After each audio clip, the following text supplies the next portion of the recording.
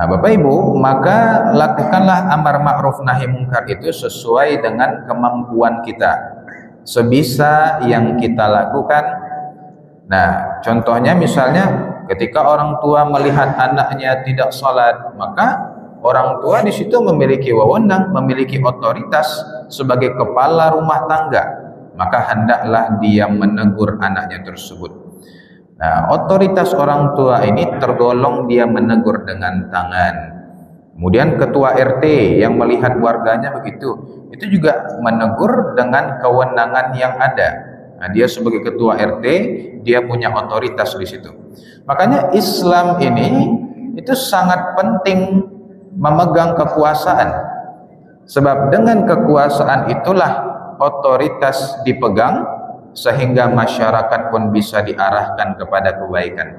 Nah, ini hebatnya dengan menjadi seorang pemimpin, menjadi seorang kepala. Tanda tangan saja Bapak Ibu beres. Sabbih isma rabbikal a'la alladzi khalaqa fasawwa. A'udzu billahi minasyaitonir rajim. Bismillahirrahmanirrahim. Assalamualaikum warahmatullahi wabarakatuh. Alhamdulillahilladzi bi ni'matihi tatimmus shalihat. Walhamdulillahi ala kulli hal wa fi kulli hal. Walhamdulillahilladzi ahyana ba'da ma amatana wa ilaihin nusyur. Wa ashhadu an la ilaha illallah wahdahu la syarika lah. Wa ashhadu anna sayyidana Muhammadan abduhu wa rasuluh alladzi la nabiyya wa rasula ba'dahu, wa sallallahu alaihi wa ala alihi wa ashabihi wa baraka wa sallam. Amma ba'd, faqala Allah ta'ala fi kitabihil karim, a'udzu billahi as-sami'il 'alim minasy syaithanir rajim.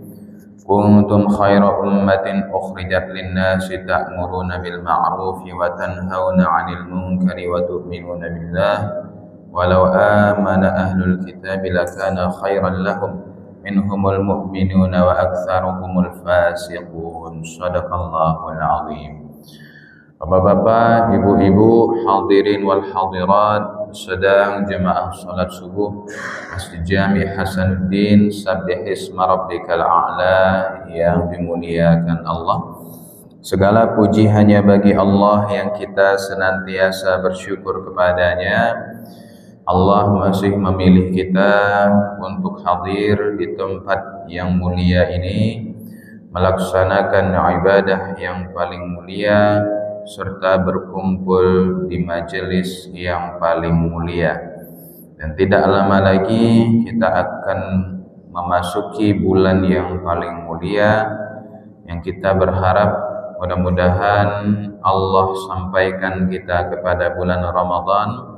Allah kuatkan kita beramal di dalamnya, Allah lancarkan segala niat baik kita, dan Allah keluarkan kita darinya dalam keadaan bersih, suci, seperti bayi yang baru dilahirkan. Amin ya rabbal alamin.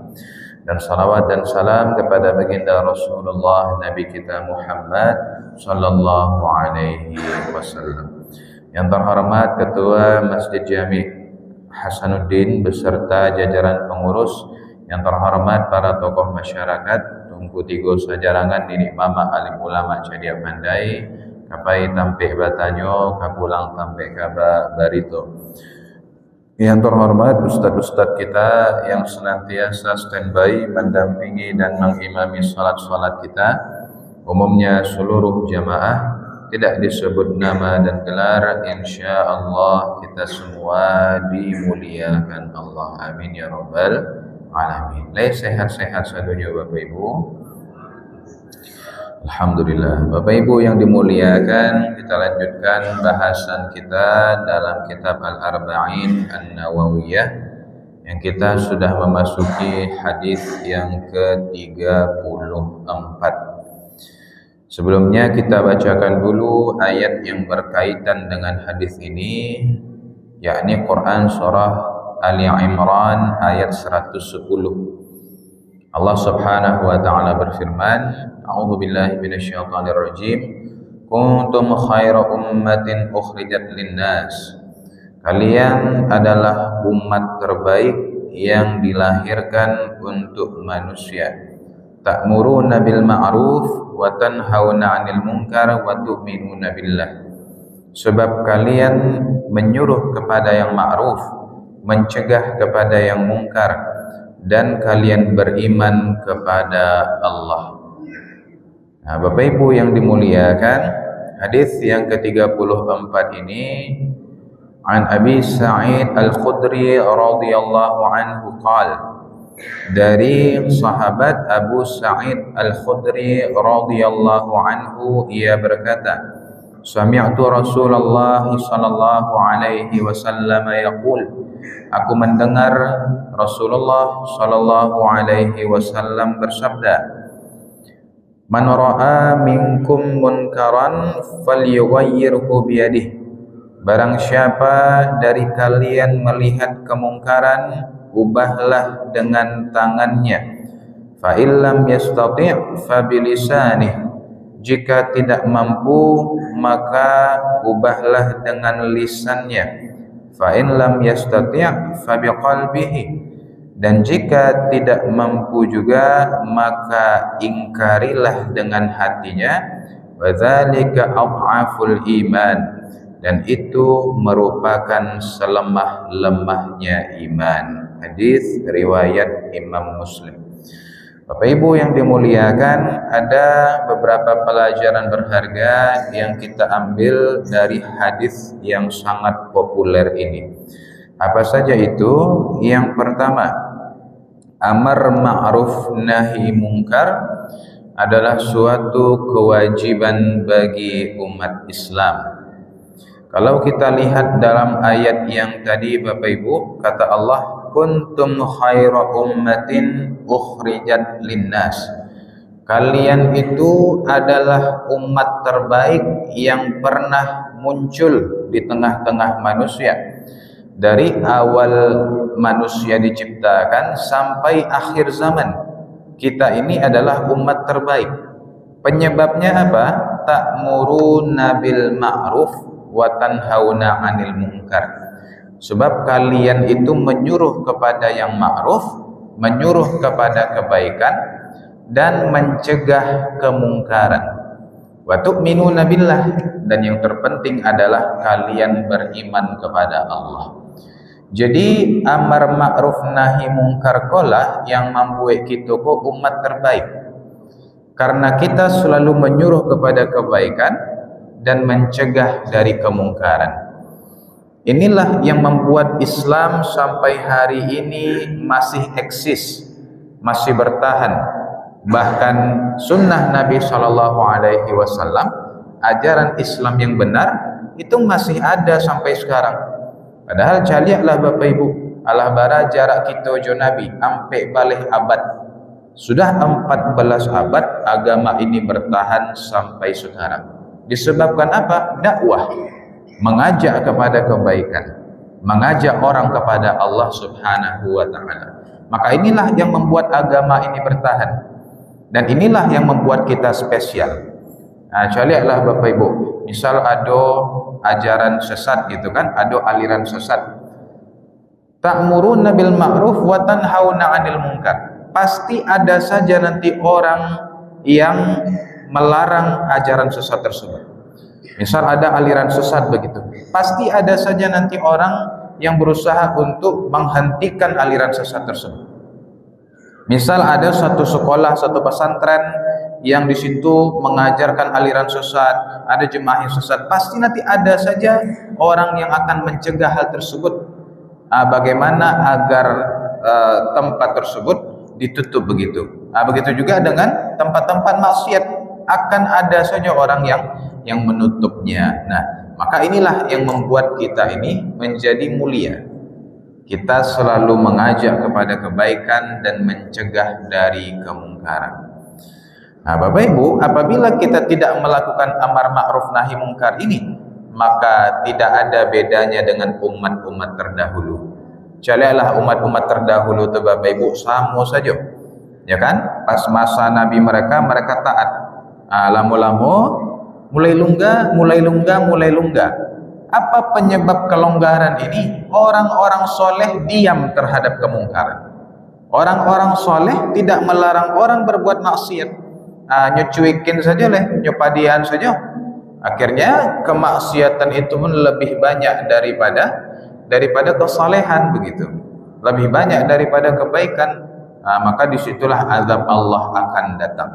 Maka inilah yang membedakan kita dengan umat terdahulu. Kita sangat menjaga agama ini, menjaga kesuciannya, kita jaga umatnya. Ketika ada orang yang menghina Allah, menghina Rasulullah, kita langsung marah, kita langsung menunjukkan pembelaan begitu. Sementara kalau umat lain kita lihat, apabila Tuhannya dihina, mereka kalem saja. Inilah kenapa kita ini umat terbaik. Kita adalah mempertahankan kebaikan tersebut dan tidak cuek terhadapnya, sebagaimana yang dilakukan umat-umat terdahulu.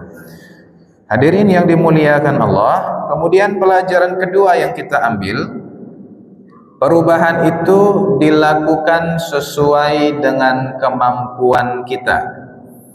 Allah Subhanahu wa taala berfirman, surah At-Taghabun ayat 16, fattaqullaha mastata'tum, bertakwalah kalian semampu kalian. Dalam hadis ini disebutkan ada 3 tingkatan dalam melakukan perubahan itu.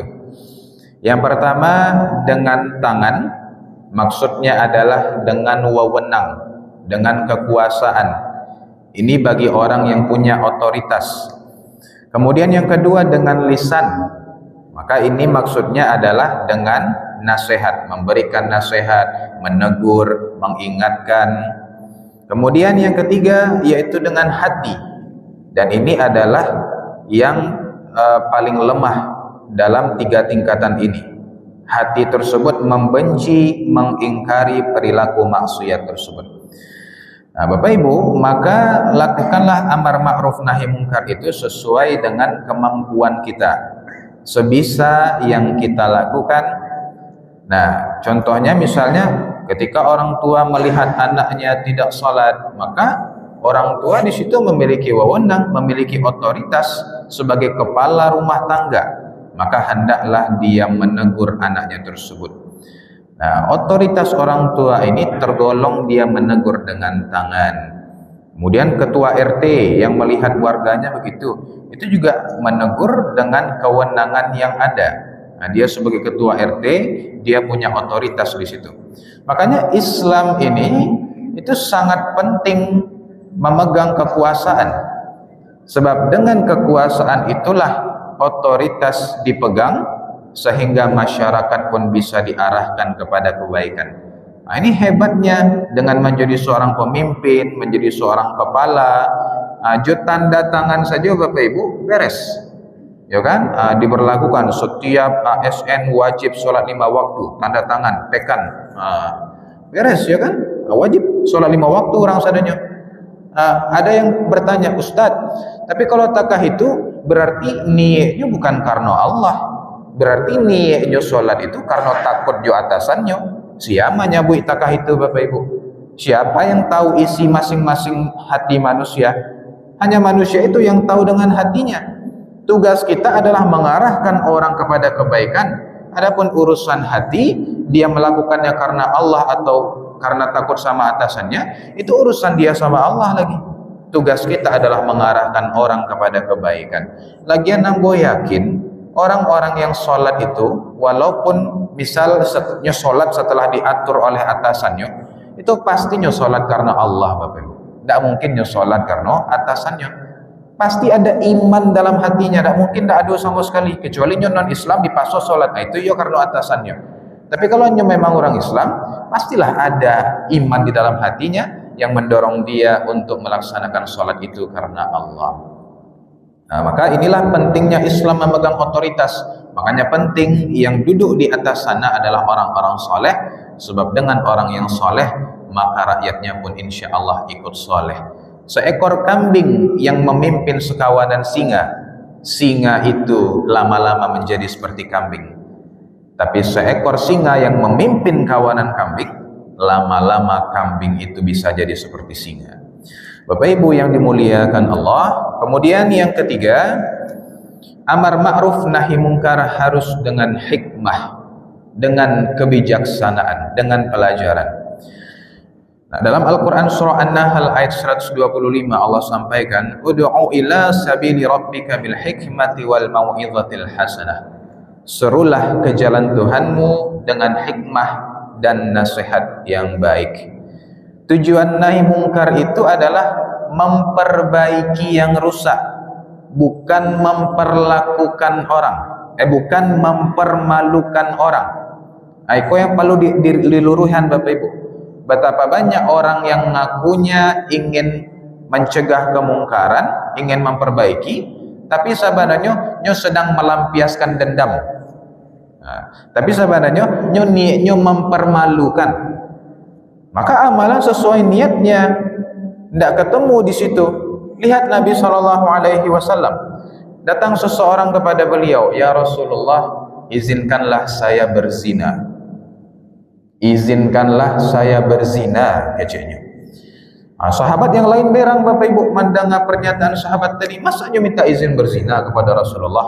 Dosa besar, ya kan? Namun Rasulullah tetap tenang dan beliau menyampaikan, sebelum engkau minta izin berzina, izinkan aku bertanya dulu.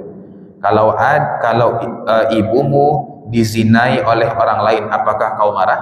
Marah ya Rasulullah. Kalau adikmu dizinai oleh orang lain, apakah kau marah? Marah Rasulullah. Kalau anak perempuanmu dizinai orang lain, apakah kau marah? Marah Rasulullah. Begitu pula dengan orang lain, kalau engkau zinai ibunya, ya kan, saudaranya atau anak perempuannya, pasti dia akan marah juga. Barulah mengarati sahabat tadi, dan beliau pun berjanji tidak akan pernah berzina lagi dalam hidupnya. Jadi kita mencegah kemungkaran itu dengan kebijaksanaan, Bapak Ibu. Ya kan? Dengan hikmah begitu. Buat orang paham. Ajak dia berfikir sehingga dia pun dorongan dari hati. Bukan karena keterpaksaan, karena rasa takut, tapi memang dorongan dari hati. Dan kalau sudah dorongan dari hati yang melakukan itu, insya Allah akan istiqamah selama-lamanya. Nah, maka misal kita melihat kemungkaran, ada orang yang berbuat salah begitu, maka ajak dia bicara empat mata, cari tempat yang pas. Bukan kita mempermalukan dia di depan umum, di berang-berang lo di muka umum, itu malunya ya kan? Tidak akan masuk ke dalam hatinya walaupun yang awak sampaikan itu betul. Tapi cari pula momentum yang pas, cari cara yang pas. Kemudian maino-ino orang pelaku maksiat itu kurang tepat. Baik kita doakan dan kita ingatkan dengan kasih sayang. Ingat, kita mengingatkan orang itu bukan melampiaskan dendam, bukan orang itu tujuannya untuk kita marah-marahi, tapi untuk kita ubah ke jalan yang lebih baik. Kemudian yang terakhir Bapak Ibu, pelajaran yang kita ambil, membenci kemungkaran adalah bukti iman. Nah, Bapak Ibu yang dimuliakan, maka kita bisa lihat bahwa tingkatan-tingkatan ini itu sangat dipengaruhi oleh iman kita. Kalau iman itu tinggi, maka kita akan sangat semangat untuk memperbaiki kerusakan yang ada, untuk mengingatkan orang lain. Namun kalau iman itu lemah, maka inilah minimal hati kita mengingkari hal tersebut. Nah, maka kalau hati sudah tidak peduli, itu bahaya. Allah ceritakan Quran surah Al-Maidah ayat 78-79, kanu la yatanahawna an munkarin fa'alu. Mereka tidak saling melarang dari kemungkaran yang mereka lakukan, mereka saling membiarkan saja. Nah, awal-awalnya memang masih biasa saja, tapi lama-lama kalau dibiasakan, hati menjadi kebas dan tidak ada getaran akan keimanan, tidak ada resonansi lagi. Maka kalau maksiat sudah terbiasa, takutnya iman akan melemah. Nah, Bapak Ibu yang dimuliakan Allah, maka setiap kemaksiatan yang terjadi, misal kita memang tidak mampu untuk mengubahnya, maka ingkarilah dengan hati kita, bencilah maksiat tersebut. Di situ ada catatan penting loh Bapak Ibu. Yang dibenci itu adalah kemaksiatannya, bukan orangnya. Nah, jadi terhadap orang tersebut seyogyanya tetap kita berusaha untuk ingatkan. Yang kita benci bukan orangnya, tapi kemaksiatannya.